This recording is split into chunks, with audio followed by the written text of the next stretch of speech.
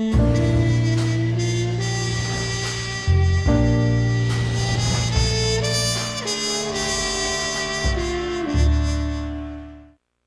Eddie Muller, here at Bar 355, having snuck away from the TCM Classic Film Festival for a few hours, so I can bring you this week's installment of Noir Alley. Today I'm showing a provocative film from 1951 about a woman's unstoppable quest to get pregnant. At least that's one way of interpreting The Prowler, a film of incredible complexity and nuance for its day. Any day, really. It was written by the great and prolific Dalton Trumbo and directed by Joseph Losey, who'd go on to be one of the world's most acclaimed filmmakers. But despite its credentials, The Prowler almost became extinct. Before we get into that part of the story, let's consider how the film first came to life. Essentially, it was a parting gift from John Huston to his estranged wife, Evelyn Keyes. Huston was partners with Sam Spiegel in Horizon Pictures, which produced the film for distribution by United Artists. Keyes had long complained about her lack of challenging roles while under contract to Columbia, and when Spiegel bought this story, Huston thought it was perfect for his wife. What no one involved in the production knew, with the exception of Spiegel, Huston, and Losey, was that the screenplay was by Dalton Trumbo, who'd recently been blacklisted as the most prominent member of the Hollywood 10. This was one of several jobs Trumbo took in a frenzy, trying to earn as much as he could before being sent to prison for contempt of Congress. Reviews at the time mostly dismissed the film as a retread of Double Indemnity, but over the years it's earned a reputation as a scathing critique of American materialism. And once Joe Losey relocated to England to maintain his livelihood, The Prowler ended up being routinely cited as the best film of his brief Hollywood career. What's odd is that the film's reputation grew as it became increasingly difficult to see.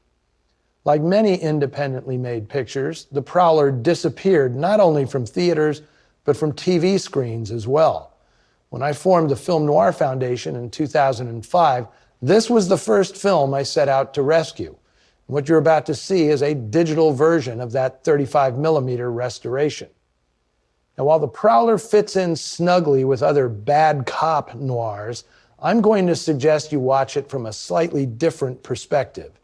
Every synopsis says, cop seduces married woman, plots to kill her husband. But there's a parallel thread to the story in which the married woman in question, marvelously played by Evelyn Keyes, plots to have the baby her impotent husband can't provide. The character of Susan Gilvray is more complex than the average noir dame, and Keyes makes the most of her. The pregnancy theme is pushed along by a song simply called Baby, which is repeated throughout the movie. I became close friends with Evelyn Keyes in the later years of her life, a friendship that honestly was sparked by this movie. When I first contacted her for an interview, she was sure I was another of the Windies, fans of her most famous role, Sue Ellen O'Hara in Gone with the Wind. When I said I really wanted to talk about The Prowler, Evelyn welcomed me like a long-lost confidant. She felt this was the best part she ever had, and that it was her best performance. Not to be overlooked, the always outstanding Van Heflin, who portrays one of the creepiest gaslighters in movie history. Originally from 1951 and restored in 2008 by the Film Noir Foundation and the UCLA Film and Television Archive, here is The Prowler. Before getting shipped off to Kentucky to serve prison time, Dalton Trumbo pounded out 3 scripts: Gun Crazy, The Prowler, and He Ran All the Way. His name appears on none of them, and they're all now considered classics of film noir. Before boarding the bus for the penitentiary, Trumbo applied his signature to this film in a unique way.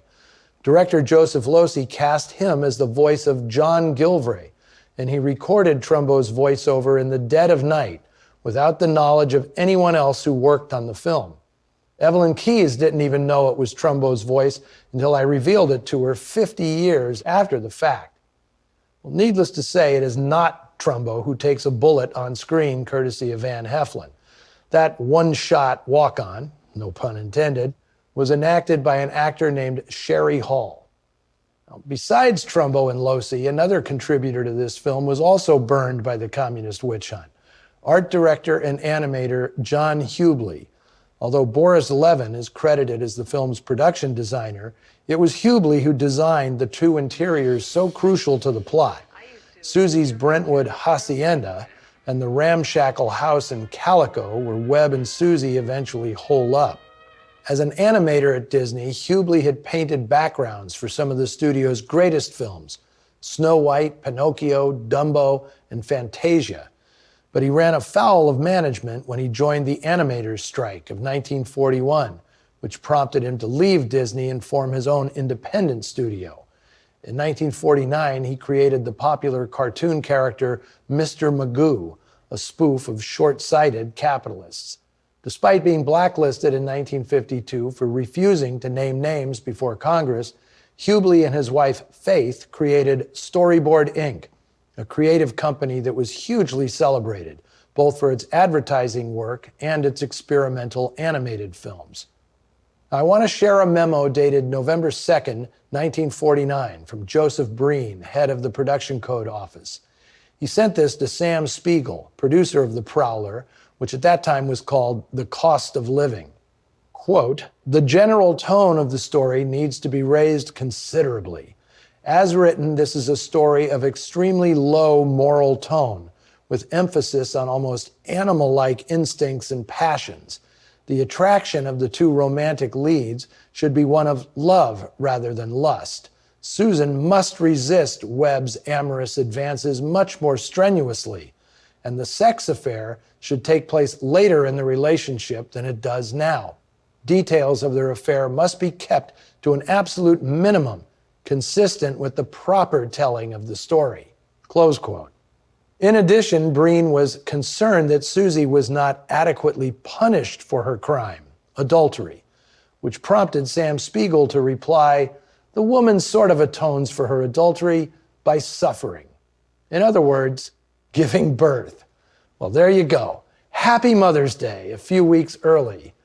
Now, if you want to learn more about this film and the extraordinary life of Evelyn Keyes, pick up a copy of my book, Dark City Dames, which was reissued this month in a revised and expanded edition. Next week, we'll be taking a jaunt to the Canal Zone for a wild goose chase of a movie called Riff Raff, starring Pat O'Brien.